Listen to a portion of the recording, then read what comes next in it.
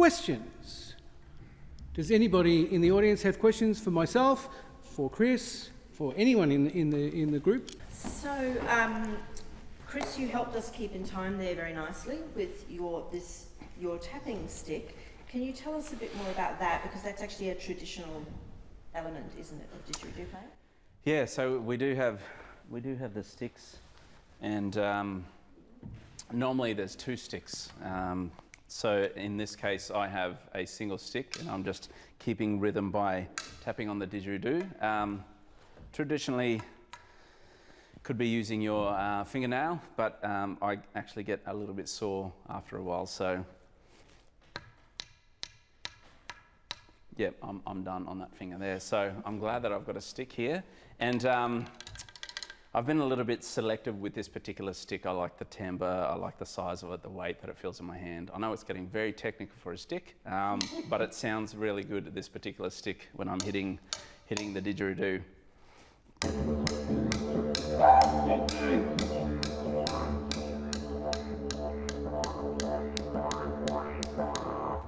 And this is also a nice effect in some of Sean's piece. I'm not sure if I used too much of it at that time, but it can create a nice kind of a reed, watery kind of effect, and you can slow it down. So certainly the percussion element definitely helps in a composition and help keeping in time in some instances. So.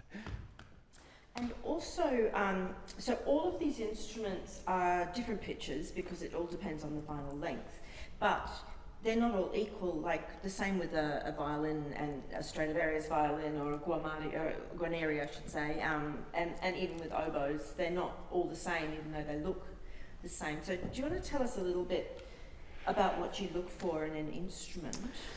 Yeah, absolutely. So as varied as you could find a tree, that's how varied the didgeridoos are going to be. So no two are even close to being the same.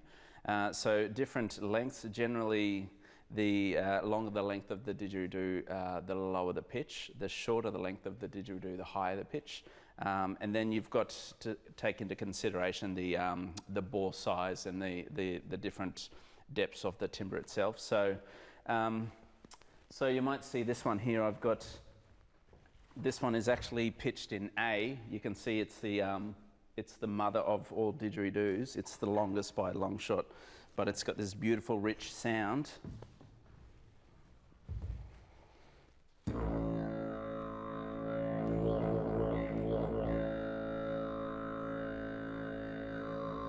And it's quite a lightweight instrument, so it's easy to transport, but same again, so the difference in the trees is going to determine the different textures, the different timbres, the different finish as well also will affect the sound of the didgeridoo. Different eucalyptus trees, this one is quite heavy, and yeah, so very... In the world of classical music, we tune to A 440 or 441 or 442 depending on where you play. It's very difficult to change those tiny little minute amounts, right? Yes, exactly. So it's very challenging to find a nice playing didgeridoo, and then the added element of having to find an instrument that is tuned to Western classical music instruments, so in this case 440. So when we're needing to find a didgeridoo that will play with chamber musicians or classical music or an orchestra, we're needing to make sure that the instrument is tuned to 440. A lot of the times, well, traditionally the didgeridoo is not needing to be tuned because it's the single instrument and you're not tuning to any other instruments. So as fussy as classical musicians can be, I know because I am one, the tuning is very important. So find a good instrument and then find one that's very close to being in tune is very important. But when you've played with us, you've actually had to go off and buy specific instruments to fit the pitch of the piece that we're playing. So if you're a composer working with a didgeridoo player who maybe isn't in a position to buy other instruments, you'd probably need to find out what instruments they have first and then compose to that. Yes, absolutely. Yeah, no, that's a good question. So find out what the didgeridoo has in their cupboard, in their broom closet, and tune to that, if their particular instrument is not of the exact pitch that you would normally tune, might be a possibility to have a movement of a piece and get everyone to tune down, unless you've got a piano maybe, but if you've just got strings and wind instruments, you might be able to tune to the didgeridoo itself, depending on what the pitch of that particular instrument is. So, can you build up the wax? So there's a wax, you use the wax on the end, a bit like a trumpet mouthpiece, correct? And can you build it up? I know that you can gaffer tape and make it longer. Yeah, I think this might be a question for Will Barton. I've seen him do all kinds of things with his instrument. But yeah, you can certainly adjust the pitch with different, putting things in the end of the instrument. Yeah, just to, or adjust the bore size. You can, extend the length of it, I suppose, if you've got, not recommended, but if you're needing to find a piece of pipe extra to tape it on, or extra beeswax, that can all help. Hi David, so just I've done a bit of work with some various didgeridoo players like Will, but also up in Darwin, and I noticed that often when people are singing, they'll disregard the pitch, and in fact, as far as I understand, in Northern Australia at least, pitch isn't really heard as pitch on the didge. So I did a little bit of work with them with that, with just not worrying about any key correspondence at all, and I found that quite satisfying actually. But what's your attitude towards that? Wow. That sounds amazing. Very obviously very different from a traditional sense of how the instrument is utilised in different situations, scenarios. So I think in this context, it's got a very specific approach to how you're approaching the pitch and tuning, obviously with the other instruments that we're playing with. But yeah, traditionally, there's no need for tuning anything with the didgeridoo. So and the voice, obviously, you can sing to whatever pitch.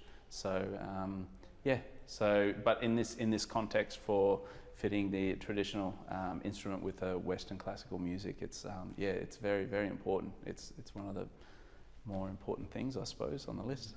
Yeah, I suppose I was just suggesting that if you don't do that, it also can be very artistically effective. Yeah, like Sean, for instance, we did some composers workshops, some new pieces that Sean had written, and he suggested just playing in a different key altogether, and it seemed to work. That kind of broke my mold of, it needs to be in a particular pitch.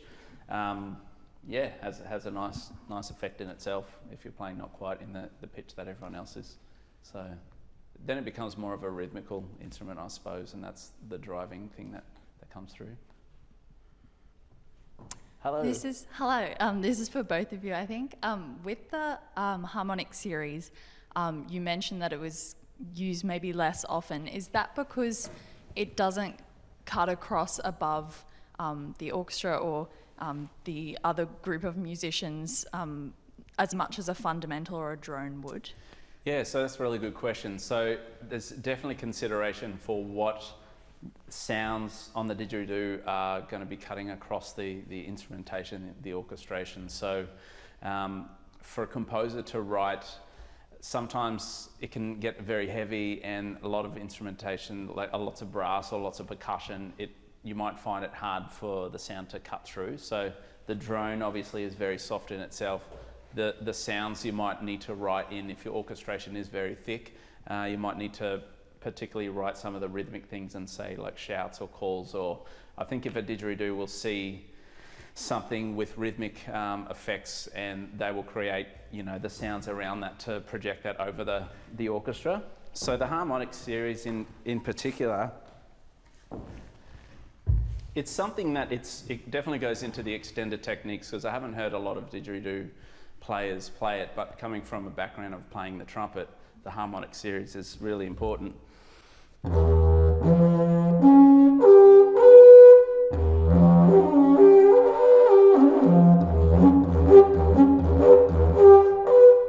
So that's definitely an effect or an extended technique that would cut through certain orchestrations, and you might want to write that in your composition to have those certain toots.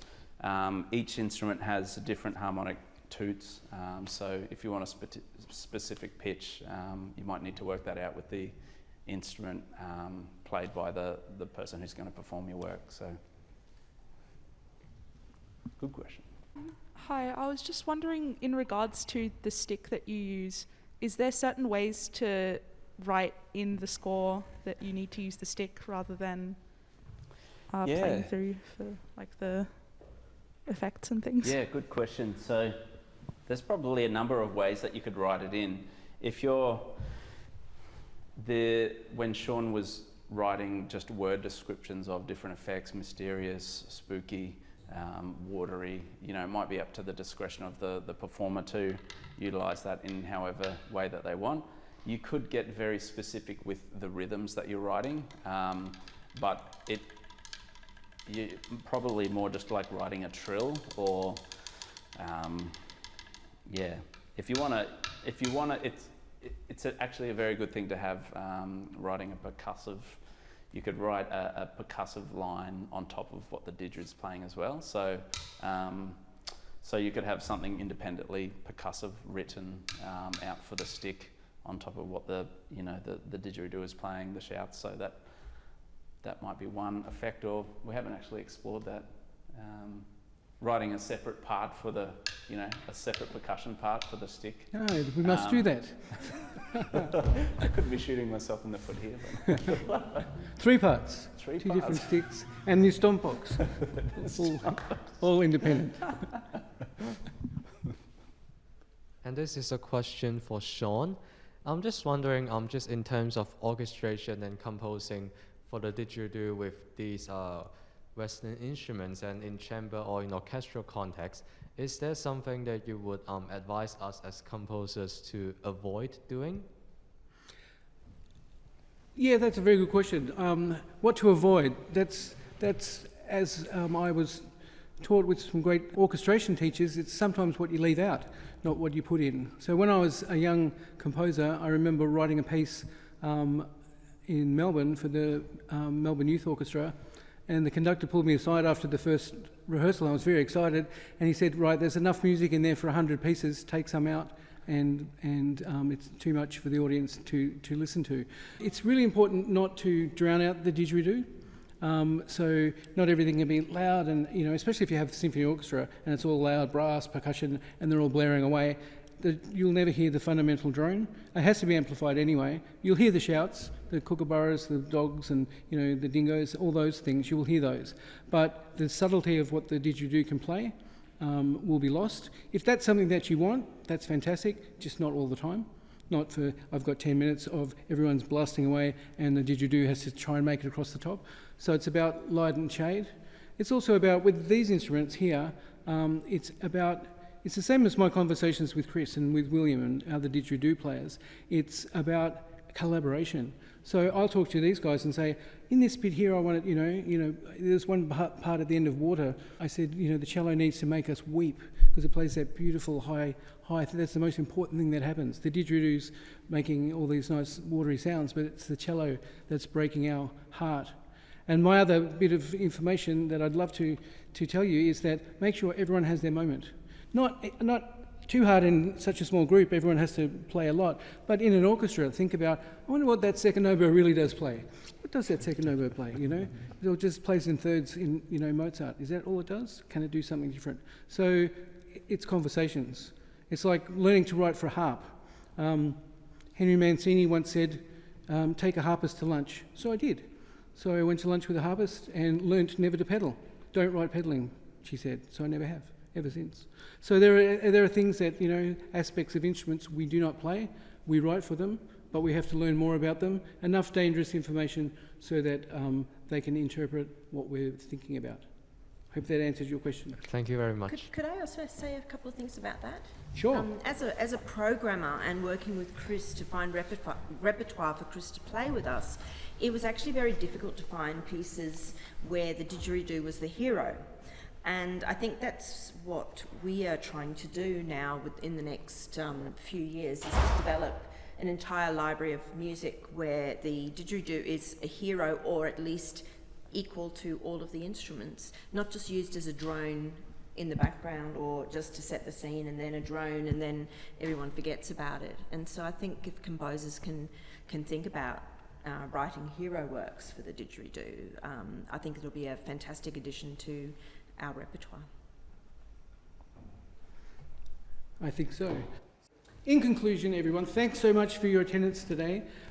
This presentation was in no way a blueprint for how to incorporate the didgeridoo into your music, but it was just a few ideas in which you can grow your own musical journey. And I think that's most important to do, because I'm not dictating how Chris is supposed to do things. I'm suggesting how a didgeridoo player should do things, and if they've got a better idea, listen to them. So that's all that we have for you today. I'd like to thank our partners, the UQ School of Music, Arts Queensland, and of course the wonderful Southern Cross Soloists. Would you please give them a great big round of applause for allowing this to happen?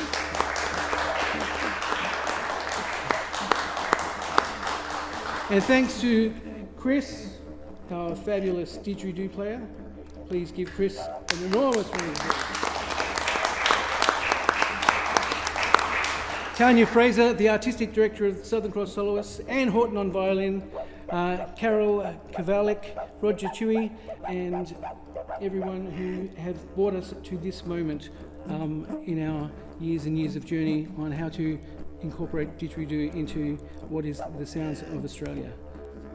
So thank you so much, everybody, and I wish you a great afternoon. Thank you.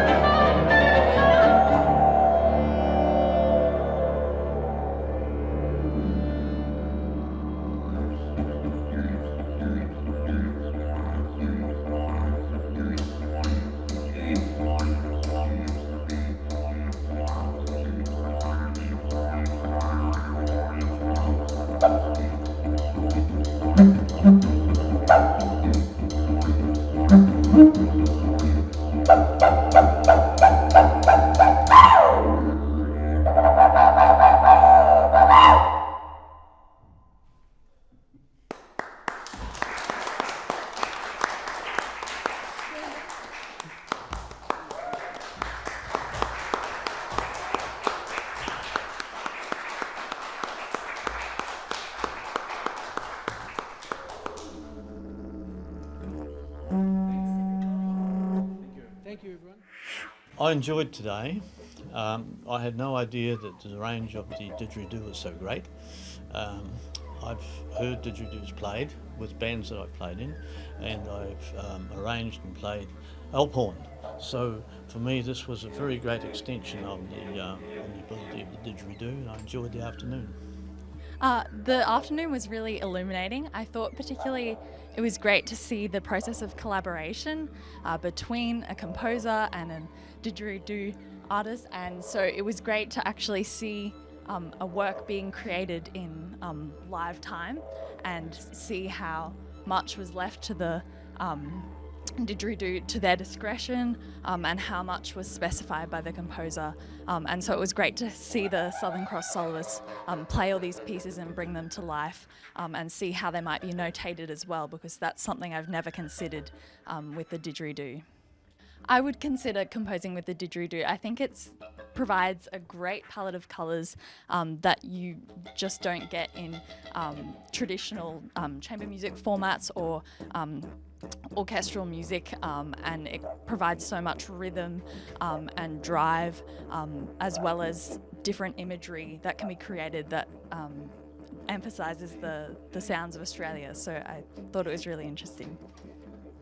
Yeah, the workshop this afternoon was a really great experience for me. It was really good to learn like all the different techniques of the instrument, because I really hadn't given it much thought before coming in. And yeah, it was really good to see all the word painting and the imagery that the didgeridoo can create. It's such a versatile instrument, and I thought it was really interesting, and I'll definitely be considering to write for it in the future. I thought this was an incredibly unique opportunity to get to see all the ways you can use the didgeridoo in in composition, and to combine it with other instruments as well is really quite special. And it's very interesting to think how you can use that in compositions in the future, and it sparks a lot of thought about how I can in the future as well. So yeah, I enjoyed it a lot. Thank